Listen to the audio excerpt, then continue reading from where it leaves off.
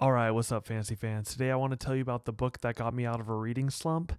There's been a few books I've read that just haven't been hitting lately, so I returned to an author that I absolutely adore. This is their earliest published work, so I wanted to go back to where it all started. And I did a buddy read with Tom Orange, and the book I'm talking about is Sorcerer's Legacy by Janny Wirtz.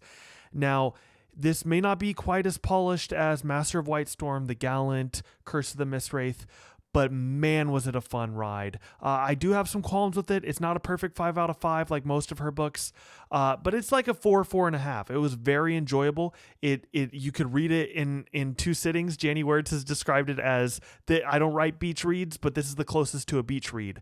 This could just be a fun little book to read. You don't have to think as much with as you would with Master of White Storm and Curse of the Mistwraith. And in this story, you follow the character of Elian, who is this firecracker of a character.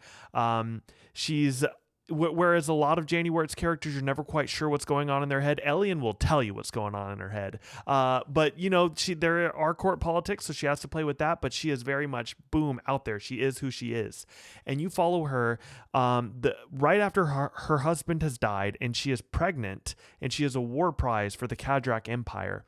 And then a sorcerer appears and gives her the chance to go through this sort of time portal, and she has to wed this prince that is not able to conceive. And in this culture, if you're the heir designate and you're not able to conceive, they will execute you. So she has to pawn off her child as the heir to this kingdom, or take her chances with the inquisitor of the empire. But yeah, you should definitely check it out. Very fairy tale-esque, but also court politics. There's tragedy, but there's also comedy, and it is just a fun book. Sorcerer's Legacy by Janny Wirtz. Peace.